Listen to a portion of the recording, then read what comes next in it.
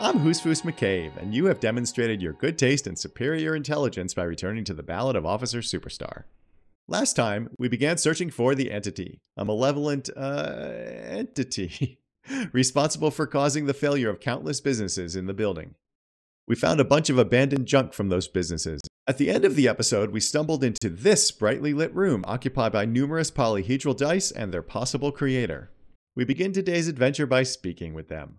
Hello, I'm Nia. A bird-like woman sits on a throne of tools with emerald light shining through her hair. She is a novelty dice maker. Very nice. Did you try knocking on my window? I must have missed you. I've been listening to my Milius. She taps on her headphones. So what kind of die are you looking for? Oh, cool. She's got a direct view to the backyard. You should interrogate her about the lynching. Why are you asking me about dice? I'm a novelty dice maker. Tell me the name of your role-playing system and I'll make the die you need. That's why you're here, yes? Role-playing games? You know the one made by Fortress Accident. Does that count? Oh, well, I mean, the most dramatic thing you can say here is, no, I was looking for something else. Squint your eyes mysteriously. Answers. Answers? How strange. These days people only come to me for dice and role-playing games. I'm not sure how helpful I'll be, but go ahead and ask. The walls around her are covered with rows of precious stones and minerals. It almost looks as if the stones and dice are a natural part of the room, growing out of the shells like stalagmites. Cool. No falsehoods are present. She's a novelty dice maker and doesn't have anything to hide. We're crushing it with our drama. Yeah, we blew it away. I like working with rare materials and a steady pay. And role players as customers? They're nice people. Hey, I agree with that. Some of those nice people have big bucks to spend on novelty items. I have also found that to be true. We're going to ask about the lynched man last, even though it seems like she has nothing to hide from what our drama detected. Okay, I'd like to order a die from you. Of course. Tell me what you have in mind. Tell me about your most extraordinary die. A star that fell from the firmament? Those cost more than 7 real. Are you sure? Yes. I'm a star myself, a superstar, and superstars don't care about money. Yes, you definitely have the proper attitude. How about a pair of 100-sided dice, made of ivory and inlaid with lodestone, a naturally occurring magnet, to complement your magnetic personality? Oh, she's buttering us up. We also just got a Steam achievement called Hyperstellar Law Official. Say 7 deranged superstar lines. Pieces of lodestone were used as the first magnetic compasses, from which they derived their other name, coarse stones. Neato. See, that's a cool piece of information. 10 real, and I can get these ready in 8 hours. But do magnetic dice even roll properly? It's true. Magnetic dice are definitely different. When rolled together, the magnetic fields of the pips interact with each other to push and pull on each other as they're rolled, just like all magnetic personalities do. Nice. I really want to say I need to think about it first and back off so that we can ask the other questions, but this guy wouldn't do that. This guy would jump all over these. It's a deal. Order the dice set. Great. See you in 8 hours then. Was there anything else? Hey, where are we anyway? What is this place? Looking around the room. We're inside the chimney of an old central furnace. It's strange, I know. Oh my gosh, she's the entity. She looks at the ruddy bricks that make up the walls. Even though they've been repainted, there are still signs of coal black soot here and there. But when I arrived here, all the other rooms were taken, so I had to build myself a makeshift home.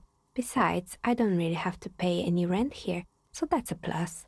See, this is really undermining our belief that there is supernatural stuff going on. Creative. The lieutenant looks around the spacious room, its ceiling fading into shadows above. I've heard this place is cursed. Did you know that people call it the doomed commercial area? I've heard the stories, but I don't think those stories are true. I don't think it would occur to Superstar that it's just bad business. So we're going to go with, wait, how do you explain what happened to all those companies then? It's just capitalism. We only hear about tales of success, so it's often surprising to realize how many ventures actually fail. That is true. 1 out of 10 succeeds, the others fall into the chasm. Plaisance is the one who sent me. She's convinced that this place is swarming with malicious energies. Plaisance, the bookshop lady?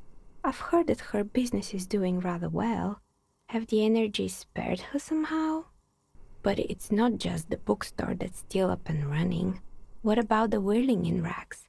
Some people say it's part of the building complex. This is great. No, the Whirling in Rags isn't doing well either. Its waitress just took off and customers have trouble paying bills. We're that customer, and we probably are the reason Sylvie took off. And then there is me. I've been here for 14 years, selling novelty dice to role-playing enthusiasts.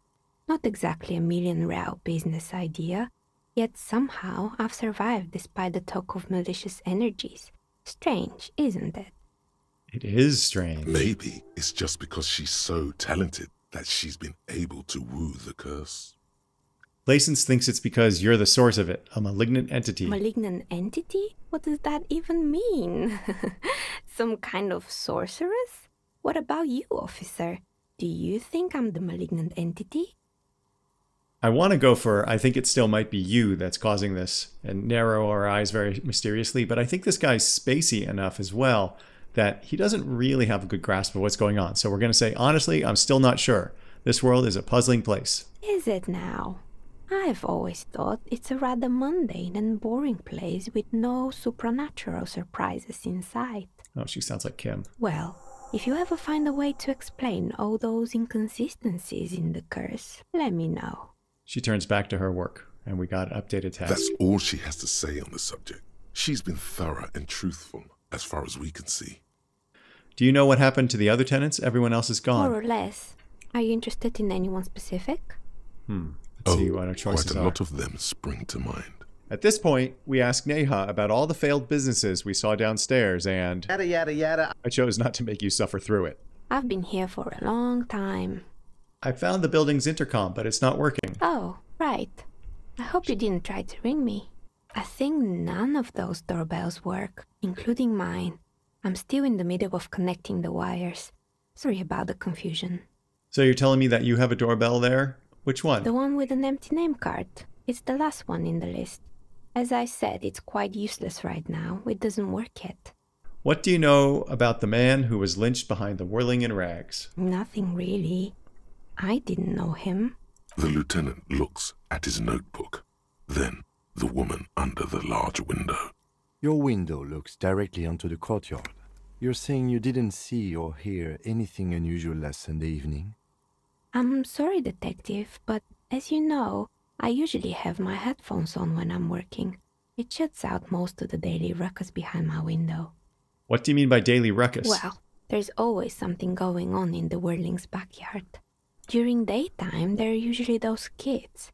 And lately, I've been seeing a lot of drunk workers hanging about.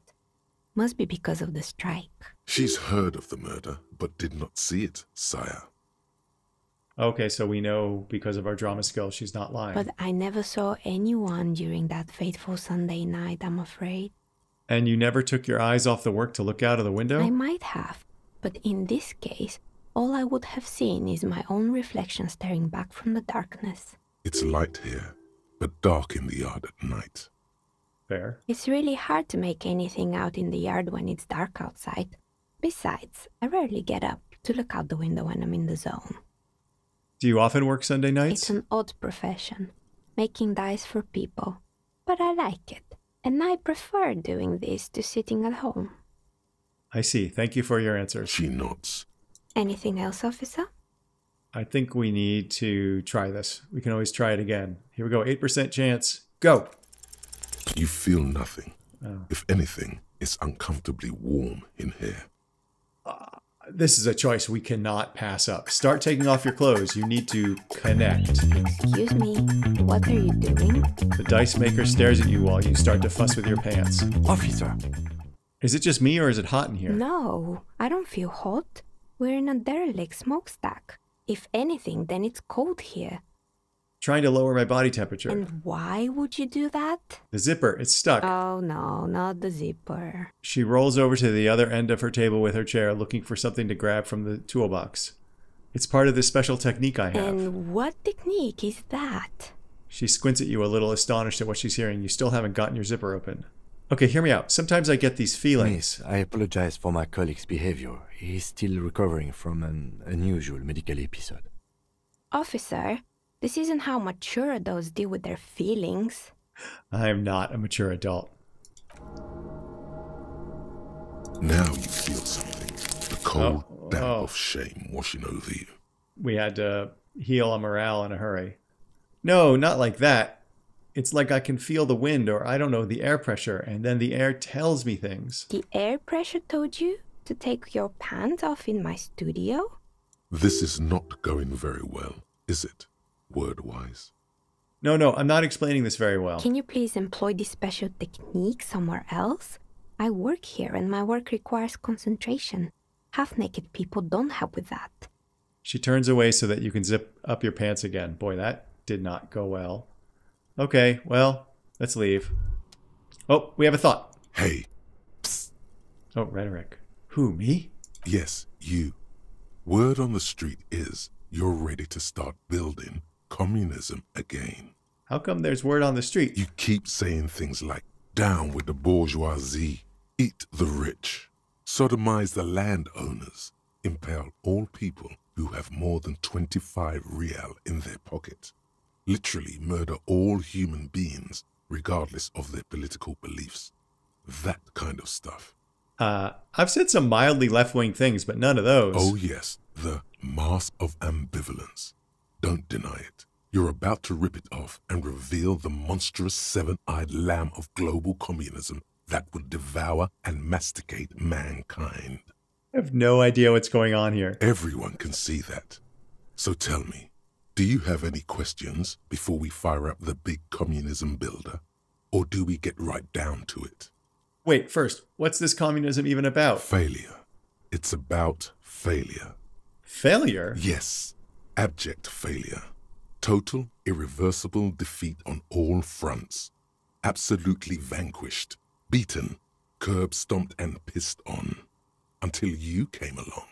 You will reverse the fortune of the workers of the world. Great, so I'm Lenin. Let's hope I'm not Stalin. You alone, against every living thing, against every human alive. 800 trillion real in the hands of an impossibly well-organized ruling class. Towering city blocks of bankmen who have the ears of prime ministers. Million-headed armies of nations and the love of your own mother. We're against the love of our own mother?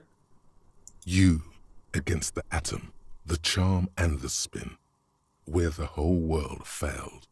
Matter failed to bend to human will. Human will failed to get out of bed and tie its laces. You alone, single-handedly, will rebuild the dreams of the working class. You are the last communist.